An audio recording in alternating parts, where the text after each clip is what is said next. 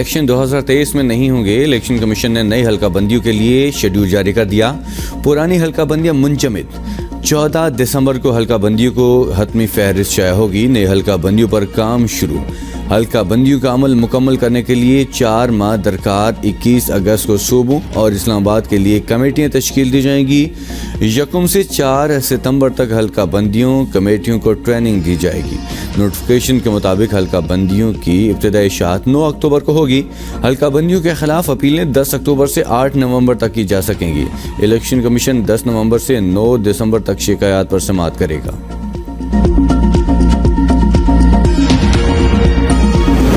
Peoples party, Jamaat Islami, Tehreek Insaf کی نئی حلقہ بندیوں کے تحت انتخابات کی مخالفت. نون لیگ خاموش. پیپلز پارٹی کا کہنا ہے کہ حلقہ بندیوں کے بعد الیکشن کرانا ہے تو دال میں کچھ کالا ہے. الیکشن کمیشن میں تاخیر کسی صورت قبول نہیں کریں گے. الیکشن میں تاخیر ہوئی تو عدالت جائیں گے. بروقت انتخابات کے لیے ہر حد تک جائیں گے. ہمارا آج اور کل بھی بروقت انتخابات کا موقف ہے. پیپلز پارٹی الیکشن کمیشن کے حلقہ بندیوں کو نہیں مانتی. الیکشن کمیشن پرانی حلقہ بندیوں پر انتخابات کرائیں. تحریک انصاف نے کہا حلقہ بندیوں کی آڑ صرف بدنیتی پر ہے تاکہ 90 روز انتخابات نہ ہو سکیں. سپریم کورٹ کوئی کردار ادا کرے گی یا آئین کے قتل پر خاموش رہے گی، اس پر فیصلہ ہونا چاہیے. جماعت اسلامی کا نئی حلقہ بندیوں کے اعلان کے خلاف رد عمل. جماعت اسلامی کے سینیٹر مشتاق احمد کہتے ہیں الیکشن کمیشن کا حلقہ بندیوں کی آڑ میں قومی انتخابات کو مؤخر کرنے کا فیصلہ غیر دستوری، اختیارات سے تجاوز اور آرٹیکل 224 کی کھلی خلاف ورزی ہے. نون لیگ کی جانب سے خاموشی اختیار. کسی رہنما کا کوئی موقف سامنے نہ آیا.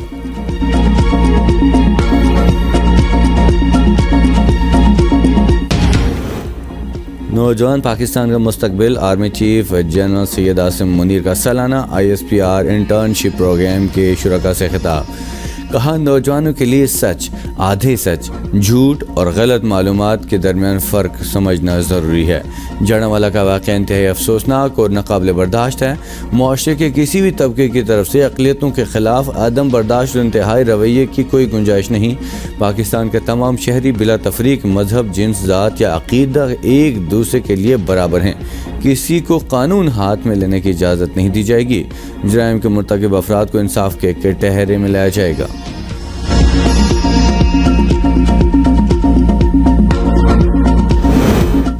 کراچی میں ڈالمیاں قبرستان کے قریب ٹریفک حادثے کے باعث 2 افراد جاں بحق، 1 زخمی. ریسکیو حکام نے جائے حادثہ پر پہنچ کر جاں بحق ہونے والے افراد کو جناح ہسپتال منتقل کر دیا. جاں بحق ہونے والے افراد کی شناخت سید سرمد رضا اور شاہ نواز کے نام سے ہوئی.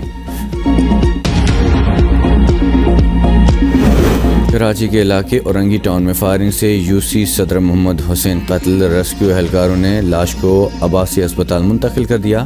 نگران وزیراعلیٰ سندھ مقبول باقر کا اورنگی ٹاؤن UC کے صدر محمد حسین کے قتل کا نوٹس.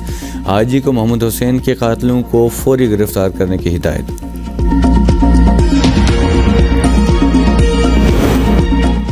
پچیس رکنی نگران وفاقی کابینہ نے حلف اٹھا لیا. صدر مملکت عارف علوی نے کابینہ ارکان سے حلف لیا. جلیل عباس جیلانی کو وزارت خارجہ، لیفٹیننٹ جنرل ریٹائر انور علی حیدر وزیر دفاع، شمشاد اختر وزیر خزانہ، سرفراز بگٹی اور وزارت داخلہ اور مرتضی سولنگی کو وزیر اطلاعات کا قلمدان ملا. ڈاکٹر ندیم جان وزیر صحت، انیک احمد وزیر مذہبی امور، احمد عرفان اسلم وزیر قانون، شاہد اشرف تارڑ وزیر مواصلات، ڈاکٹر عمر سیف نگران وزیر IT بن گئے. اداکار جمال شاہ وزیر ثقافت، سمیع سعید وزیر منصوبہ بندی و ترقی، مدد علی سندھی وفاقی وزیر تعلیم، محمد علی وزیر پیٹرولیم. نگران وفاقی کابینہ کے 3 مشیروں میں ایئر مارشل ریٹائرڈ فرحت حسین خان، احد خان چیمہ اور وقار مسعود خان شامل. مشال ملک وائس ایڈمرل ریٹائرڈ افتخار، جواد صحرا وسیع شاہ، ڈاکٹر جہانزیب خان اور سیدہ عارفہ زہرا معاونی میں شامل. نیب ترامیم کے خلاف چیئرمین PTI کی درخواست آج سماعت کے لیے مقرر. چیف جسٹس عمر عطا بندیال کی سربراہی میں 3 رکنی بینچ سماعت کرے گا. جسٹس اعجاز احسن اور جسٹس منصور علی شاہ بھی بینچ کا حصہ. آج گزشتہ سال چیئرمین PTI نے نیب ترامیم کے خلاف درخواست دائر کی تھی. کیس کی اب تک 47 سماعتیں ہو چکی.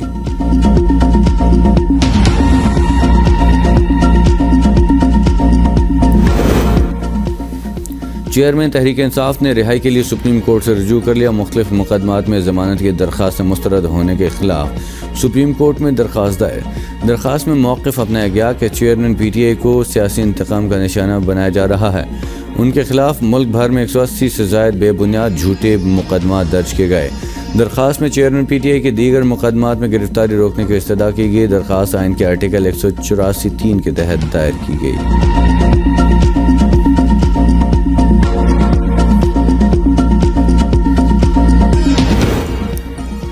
نگران وزیر اعلیٰ سندھ سے جسٹس مقبول باقر نے عہدے کا حلف اٹھا لیا. گورنر ہاؤس سندھ میں منعقدہ تقریب میں کامران ٹیسوری نے نگران وزیر اعلیٰ سندھ سے حلف لیا. حلف برداری کی تقریب میں پیپلز پارٹی، MQM پاکستان اور GDA سمیت دیگر جماعتوں کے رہنماؤں کی شرکت. سابق کابینہ اراکین اور سینئر بیوروکریٹس بھی شریک ہوئے.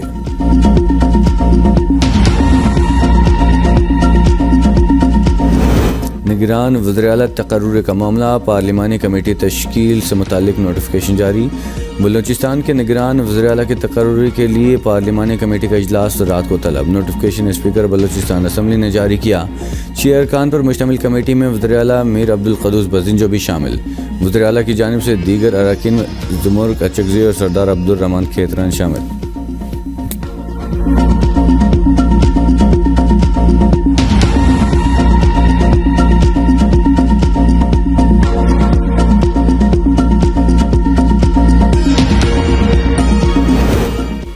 محمود آباد، اورنگی اور گجر نالہ متاثرین بحالی کے سپریم کورٹ کی سماعت کا 4 صفحات پر مشتمل تحریری عبوری حکم نامہ جاری. تحریری حکم نامے میں کہا گیا کہ وزیر اعلیٰ سندھ نے یقین دہانی کروائی، متاثرین کے فرض مختص کر دیے. CM ہاؤس چھوڑنے سے قبل عدالتی فیصلے کی تعمیل یقینی بنائیں گے. چیک کے اجرا سے متعلق عبوری رپورٹ 11 ستمبر تک جمع کرائی جائے. محکمہ اطلاعات چیکس کی تقسیم کے طریقہ کار کی آگاہی سے متعلق اخبارات میں اشتہارات شائع کروائے. بلا تاخیر 6932 متاثرین میں سے جو رہ گئے انہیں چیکس دیے جائیں. شکایات سننے کے لیے ایڈیشنل کمشنر کا راجی فوکل پرسن مقرر. وزیر اعلیٰ سندھ کی ذاتی حیثیت میں پیشی سے استثناء کی درخواست منظور. توہین عدالت کی درخواست خارج کرنے کی استدعا پر جسٹس مظہر نے ریمارکس دیے کہ عمل درآمد نہ ہوا تو پھر کیا ہوگا. تحریری فیصلے کے مطابق متاثرین کی مکمل بحالی تک توہین عدالت درخواست زیر سماعت رہے گی.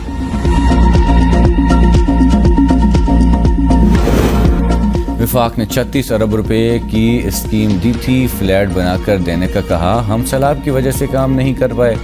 وزیر اعلیٰ سندھ مراد علی شاہ کے سپریم کورٹ کے باہر میڈیا سے گفتگو. کہا سندھ کے لوگوں نے 462 ارب روپے سپریم کورٹ کے پاس ہیں. ماہانہ رپورٹ جمع نہ کرانے پر عدالت سے معذرت کر لی. ہم پلاٹ کے پیسے اور کنسٹرکشن کے پیسے دونوں دینے کو تیار ہیں. Chief justice of Pakistan blue ribbon commission بنائے جو نہیں بنایا جا سکا. مسیحی قائدین سے ہاتھ جوڑ کر معافی مانگتا ہوں. شرمندگی اور معافی چھوٹے الفاظ ہیں.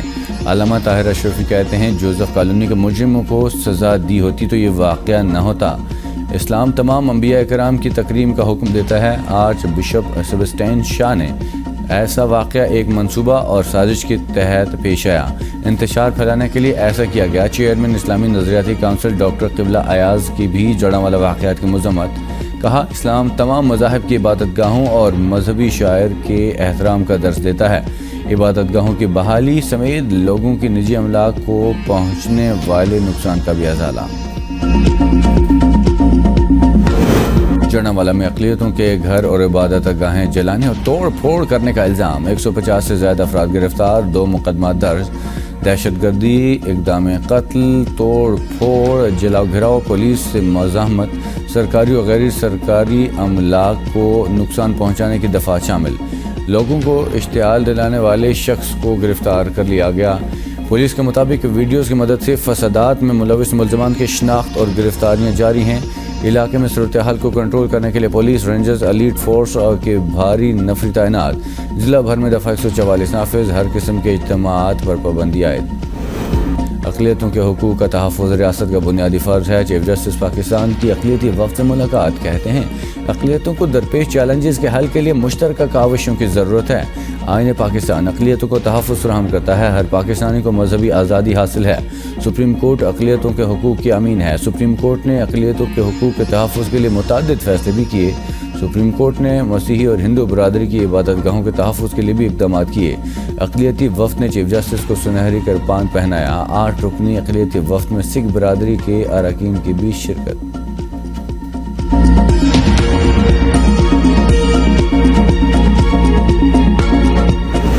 پولیس کی کارروائی، مقتولہ بچی فاطمہ کے قتل میں ملوث مرکزی ملزم اسد شاہ جیلانی گرفتار۔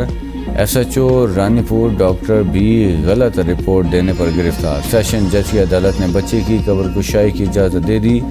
سول جج محکمہ صحت کو لیٹر جاری کریں گے، جس کے بعد بورڈ بٹھایا جائے گا۔ قبر کشائی کے دوران ڈاکٹرز اور مجسٹریٹ اور تفتیشی افسر بھی موجود ہوں گے۔ قبر کشائی کے بعد لاش کے سیمپل لیے جائیں گے، جو لیبارٹری بھیجے جائیں گے۔ ملتان میں ظلم کی انتہا، خون سفید ہو گیا۔ چچا نے گھریلو جھگڑے پر 4 سالہ بھتیجی کو 25 فٹ گہرے مین ہول میں پھینک دیا۔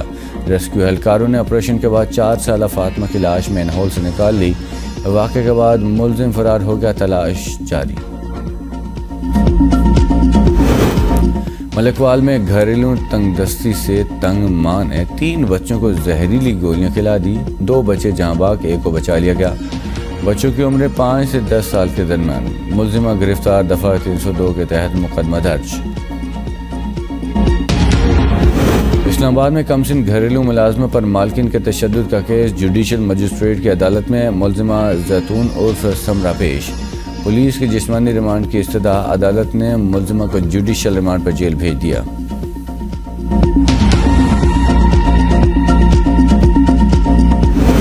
گھریلو ملازمہ رضوانہ تشدد کیس، پولیس نے سول جج عاصم حفیظ کو بیان ریکارڈ کروانے کے لیے دوبارہ طلب کر لیا۔ سول جج کو او ایس ڈی بنائے جانے پر تفتیش کی راہ ہموار ہو گئی۔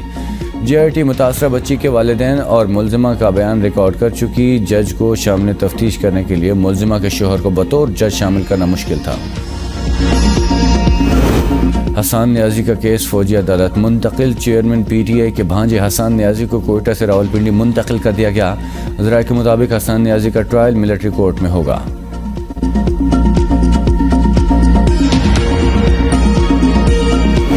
مونس صلاحی کی اہلیہ کا نام ای سی ایل میں شامل کرنے کے خلاف درخواست پر سماعت، عدالت نے دلائل مکمل ہونے پر فیصلہ محفوظ کر لیا۔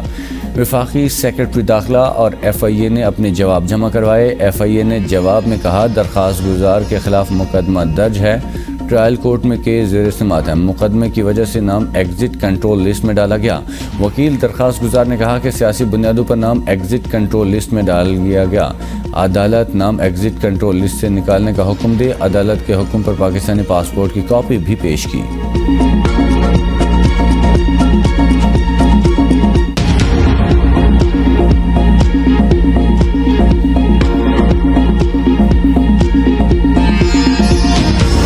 پنجاب حکومت نے الحمرا مال روڈ میں کمرشل اسٹیٹ ڈراموں پر مکمل پابندی عائد کر دی۔ ڈراموں کے لیے کی جانے والی تمام بکنگز بھی منسوخ۔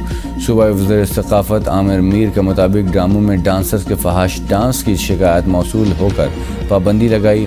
الحمرا مال روڈ صرف ادبی اور ثقافتی سرگرمی کے لیے استعمال کیا جائے گا۔ الحمرا کلچرل کمپلیکس میں ڈرامے حدود و قیود کے اندر رہتے ہوئے جاری رہیں گے۔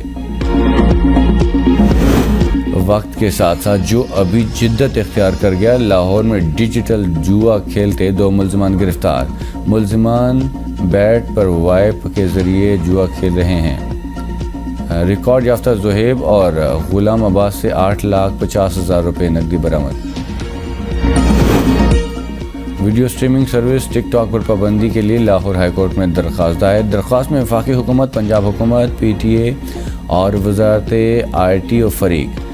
ٹک ٹاک پر فحش مواد میں اضافہ ہو گیا، عدالت ٹک ٹاک پر پابندی کا حکم دے۔ درخواست میں موقف۔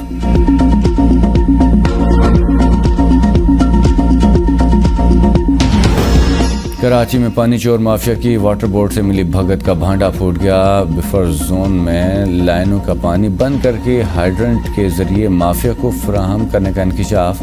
مافیا کو بے نقاب کرنے اور احتجاج پر واٹر بورڈ کا عملہ دفتر سے فرار۔ پانی کی چوری میں واٹر بورڈ عملے اور لائن مین کے مبینہ طور پر ملوثوں کا انکشاف۔ ایم کیو ایم رہنما کنور نوید جمیل انتقال کر گئے۔ ترجمان ایم کیو ایم پاکستان نے تصدیق کر دی، کنور نوید جمیل برین ہیمرج کے باعث کافی عرصے سے بیمار تھے۔ کنور نوید جمیل رکن سندھ اسمبلی اور حیدرآباد کے ناظم بھی رہے۔ گورنر سندھ کامران ٹیسوری سمیت دیگر رہنماؤں کا اظہار تعزیت۔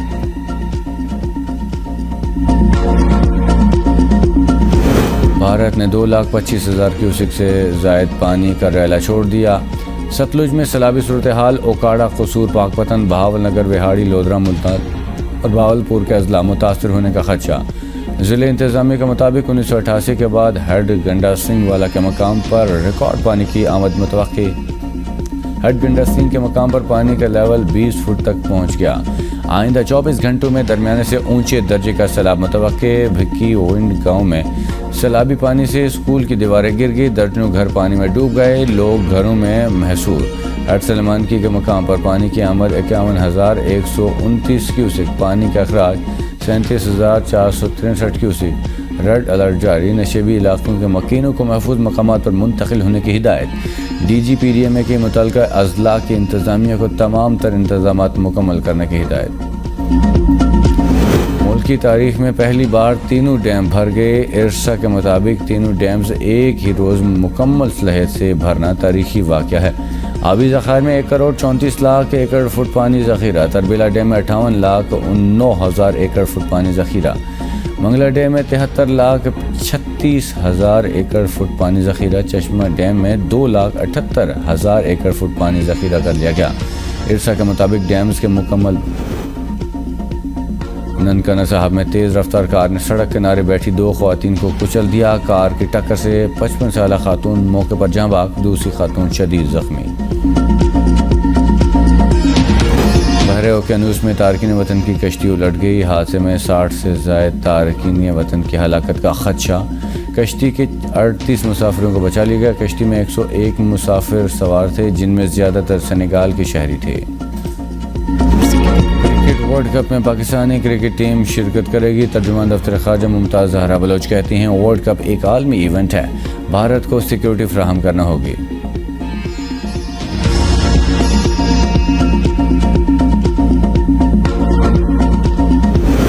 وزیراعظم آفس کی ہدایت پر پاکستان ہاکی فیڈریشن کے تمام آفیشل معطل۔ نوٹیفیکیشن کے مطابق پاکستان اسپورٹس بورڈ کی نگرانی میں ملک بھر میں کلبوں کی اسکروٹنی کروانے کی ہدایت۔ ایشین گیمز کا کیمپ اور ٹیم مینجمنٹ کے علاوہ تمام قسم کے کام کو روک دیا گیا۔ سلیکشن کمیٹی کام جاری رکھے گی۔ 7 مرتبہ برٹش اوپن جیتنے والے پاکستانی ہاشم خان کی برسی۔ 3 مرتبہ US اوپن، 3 مرتبہ کینیڈین اوپن کا ٹائٹل بھی جیتا۔ ہاشم خان 90 برس کی عمر تک مقابلوں میں حصہ لیتے رہے۔ آپ کا انتقال 18 اگست 2014 کو ہوا۔